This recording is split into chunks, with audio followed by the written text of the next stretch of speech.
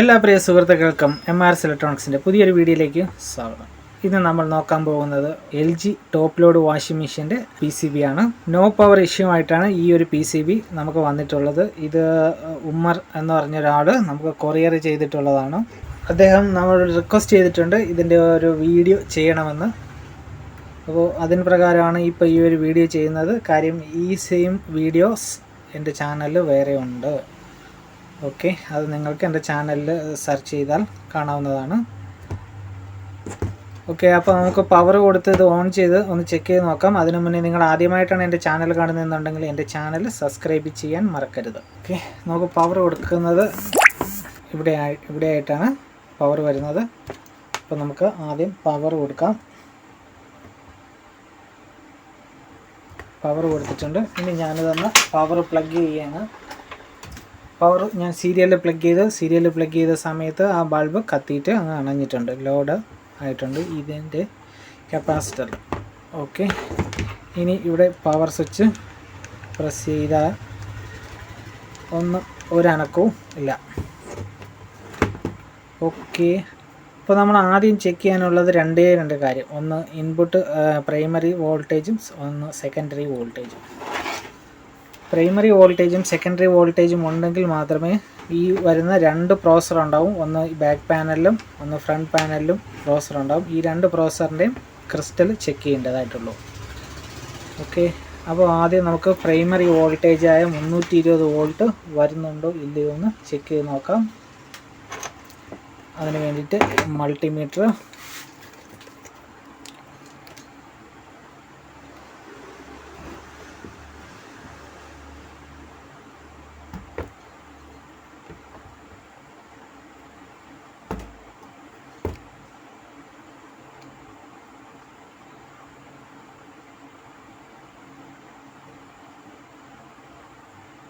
ഇവിടെ നമുക്ക് primary voltage present അല്ല. ഇവിടെ നമുക്ക് പ്രൈമറി വോൾട്ടേജ് ഉണ്ട്, പക്ഷെ ആ വോൾട്ടേജ് നമ്മുടെ ഈ മെയിൻ ICയിലോട്ട് വരുന്നില്ല.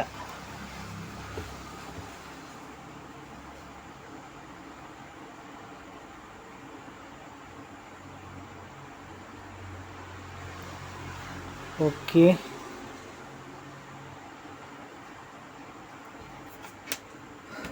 ഇപ്പോൾ ഞാൻ ചെക്ക് ചെയ്തതെന്ന് പറഞ്ഞാൽ ഇതാണ് നമ്മുടെ സ്വിച്ചിങ് IC വരുന്നത്.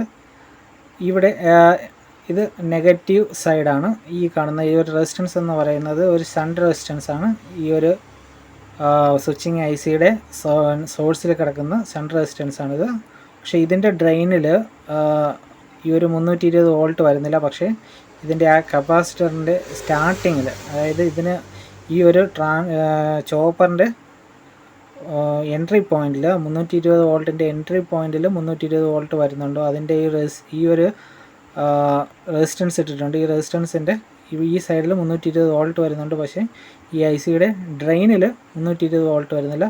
അപ്പോൾ കംപ്ലൈൻറ്റ് തോന്നുന്നത് ഈ ഒരു ചോപ്പറിലാണ്. അപ്പോൾ നമുക്ക് ഈ ഒരു പാനൽ ബോഡി രണ്ട് പാർട്ടാണ്. ഈ രണ്ട് പാർട്ട് അഴിച്ചിട്ട് ഇതിൻ്റെ അടിഭാഗം, ഈ ഒരു പാർട്ടിൻ്റെ അടിഭാഗം കട്ട് ചെയ്തിട്ട് ഈ ഒരു ചോപ്പറിൻ്റെ കണ്ടിന്യൂറ്റിയാണ് ആദ്യം ചെക്ക് ചെയ്ത് നോക്കേണ്ടത്.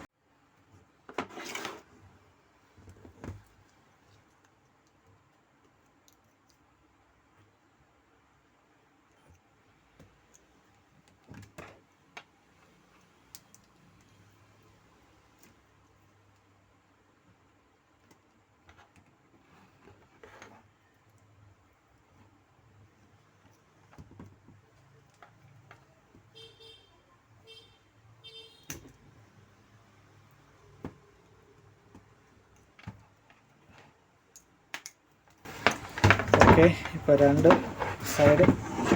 പാർട്ടാക്കിയിട്ടുണ്ട്. ഇനി ഈ ചോപ്പറിൻ്റെ ഈ അടിഭാഗം ഇത്രയും സൈഡ് നമ്മൾ കട്ട് ചെയ്തെടുക്കണം. പ്രത്യേകം ശ്രദ്ധിക്കുക, ബോർഡിൽ ടച്ച് ആവാതെ വേണം ഇത് നമ്മൾ കട്ട് ചെയ്തെടുക്കാൻ. കാര്യം ഇപ്പോൾ ഈ കപ്പാസിറ്റർ നല്ല ചാർജ് നിൽക്കുകയാണ്, പെട്ടെന്ന് ചാർജ് ഇറങ്ങി പോകത്തില്ല. അപ്പോൾ ഞാൻ ഇത്രയും സൈഡ് കട്ട് ചെയ്തിട്ട് വരാം. ഇപ്പോൾ ഞാനിവിടെ ഇത്രയും കട്ട് ചെയ്തു. ചോപ്പർ ഇരുന്ന സ്ഥലത്ത് ആ വാക്സ് എല്ലാം ഇളക്കി മാറ്റിയിട്ടുണ്ട്. നമ്മുടെ ചോപ്പറിൻ്റെ കണക്ഷൻ എന്ന് പറയുന്നത് ഇത് ഇത്രയും സെക്കൻഡറി സൈഡ്, ഇത് പ്രൈമറി സൈഡ്. ഇത് രണ്ടെണ്ണം ഒരു ചാനൽ, അതായത് ഒരു സപ്ലൈ, ഇത് രണ്ടും ഒരു സപ്ലൈ, ഇത് രണ്ടും ഒരു സപ്ലൈ. ഇതെന്ന് പറയുന്നത് സ്വിച്ചിങ് സൈഡ്. ഈ 3 പിന്നെന്ന് പറയുന്നത് സ്വിച്ചിങ് സൈഡ്. സ്വിച്ചിങ് സൈഡിൻ്റെ വൈൻഡിങ് എന്ന് പറയുന്നത് ഇവിടെ നിന്ന് സ്റ്റാർട്ട് ചെയ്യും. ഈ ഒരു ലൈന് നേരെ വന്ന് ഇവിടെ നിന്ന് സ്റ്റാർട്ട് ചെയ്ത് ഇവിടെ വരും. ഈ രണ്ടാമത്തെ പിന്നിൽ വരും. രണ്ടാമത്തെ പിന്നിൽ നിന്ന് സ്റ്റാർട്ട് ചെയ്ത് മൂന്നാമത്തെ പിന്നിൽ വരും. ഇങ്ങനെയാണ് ഈ ഒരു ചോപ്പറിൻ്റെ വൈൻഡിങ് വരുന്നത്. അതായത് സ്വിച്ചിങ് സൈഡിൻ്റെ വൈൻഡിങ് എന്ന് പറയുന്നത്. ഇത് ഇവിടെ നിന്ന് സ്റ്റാർട്ട് ചെയ്ത് ഇതിലോട്ട് പോകും, ഇവിടെ നിന്ന് സ്റ്റാർട്ട് ചെയ്ത് ഇതിലോട്ട് പോകും, ഇവിടെ നിന്ന് സ്റ്റാർട്ട് ചെയ്ത് ഇതിലോട്ട് പോകും. ഓക്കെ, അപ്പോൾ നമുക്ക് മൾട്ടിമീറ്റർ ബീപ്പ് മോഡിലിടുക. ഇപ്പോൾ മൾട്ടിമീറ്ററും ബീപ്പ് മോഡിലാണ് കിടക്കുന്നത്. നമുക്ക് ഇവിടെ നിന്ന് സ്റ്റാർട്ട് ചെയ്യാം. ഇവിടെ നമുക്ക് കണ്ടിന്യൂറ്റി ഉണ്ട്, ഇവിടെ നമുക്ക് കണ്ടിന്യൂറ്റി ഉണ്ട്. അടുത്ത ഈ ഒരു ചാനലിലും കണ്ടിന്യൂറ്റി ഉണ്ട്. ഓക്കെ, അടുത്തത് ഇവിടെ നിന്ന് സ്റ്റാർട്ട് ചെയ്ത് ഇവിടെ വരുന്നതിൽ കണ്ടിന്യൂറ്റി ഇല്ല, ഇവിടെയും കണ്ടിന്യൂറ്റി ഇല്ല. നടക്കുന്ന രണ്ടെണ്ണവും കണ്ടിന്യൂറ്റി ഉണ്ട്. അതായത് ഇവിടെ നിന്ന് ഈ ഒരു ഫസ്റ്റ് എൻഡിൽ നിന്ന് സ്റ്റാർട്ട് ചെയ്ത് രണ്ടാമത്തെ എൻഡിലോട്ട് വരുന്ന വഴിക്ക് ഈ ചോപ്പറിൻ്റെ കണക്ഷൻ ബ്രേക്ക്ഡ് ആണ്, എവിടെയോ ബ്രേക്ക് ആയി പോയിട്ടുണ്ട്. അപ്പോൾ നമ്മൾ എന്താ ചെയ്യുക, ഈ ഒരു ചോപ്പർ അഴിച്ചെടുത്തിട്ട് അത് റീവൈൻഡിങ് ചെയ്യുക. അപ്പോൾ ആദ്യം നമുക്ക് ഈ ഒരു ചോപ്പറിനകത്തുനിന്ന് പുറത്തായിട്ട് എടുക്കണം. ഒരു കാര്യം ചെയ്യാം, ഞാൻ ഈ ചോപ്പറും കൂടെ ഒന്ന് അഴിച്ചിട്ട് വരാം. അതിന് സമയമെടുക്കും. കാര്യം ഡബിൾ സൈഡ് പ്രിൻറ്റഡ് PCB ആണ്. സൂക്ഷിച്ചിളക്കിയില്ലെങ്കിൽ പ്രിൻ്റ് പോകും. ഓക്കെ, അപ്പോൾ നമ്മുടെ ചോപ്പർ ഞാൻ അഴിച്ചെടുത്തിട്ടുണ്ട്. വലിയ പ്രിൻറ്റിന് വലിയ കുഴപ്പമൊന്നുമില്ലാത്ത രീതിയിൽ നമ്മുടെ ചോപ്പർ ഇളക്കി എടുത്തിട്ടുണ്ട്. അപ്പോൾ ഇതാണ് നമ്മുടെ ചോപ്പർ. പിന്നെ നമ്പർ എന്ന് പറയുന്നത് EBJ 60659608.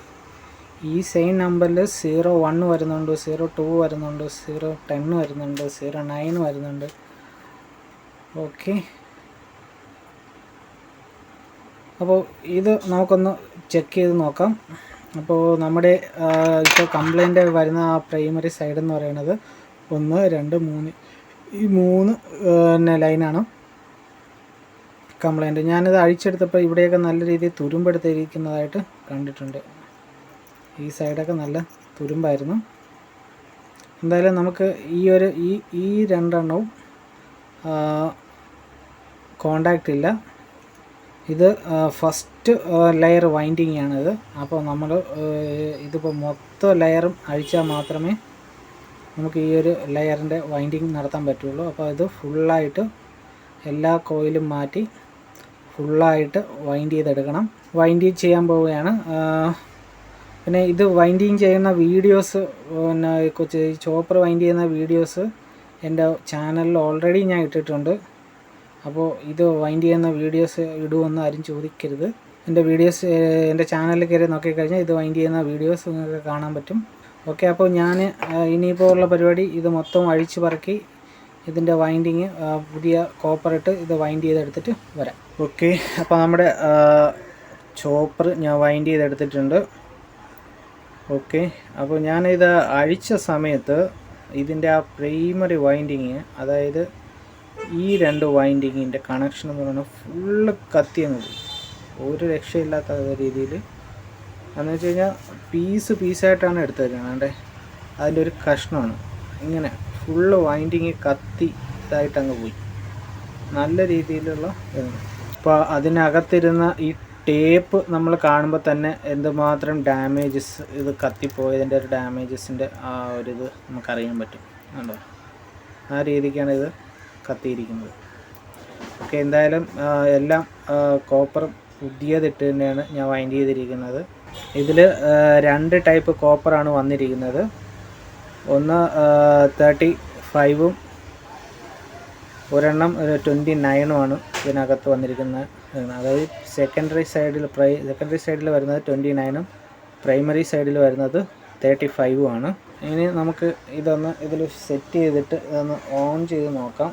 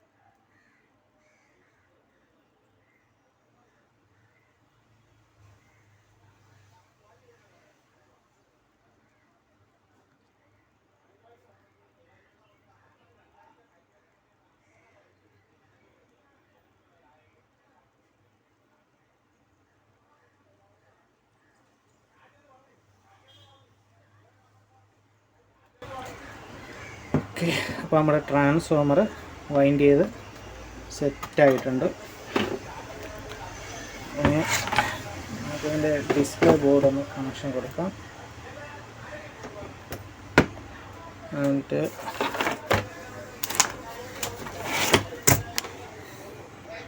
ഇതിൻ്റെ പവർ സപ്ലൈ കണക്ഷൻ കൊടുക്കാം.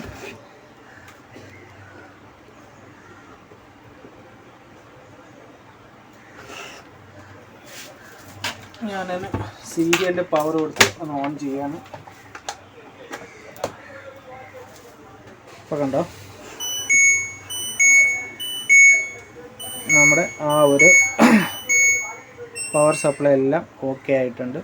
ഇപ്പോൾ ഡോർ സ്വിച്ചിൻ്റെ ആ ഒരു എറർ വന്നിട്ടുണ്ട്. പിന്നെ പ്രഷർ സെൻസറിൻ്റെ എറർ, ഡോർ സ്വിച്ചിൻ്റെ എറർ, ഓഫ് ആവുന്നുണ്ട്, ഓൺ ആവുന്നുണ്ട്. ഫുള്ള് വർക്കിംഗ് കണ്ടീഷനും ആയിട്ടുണ്ട്.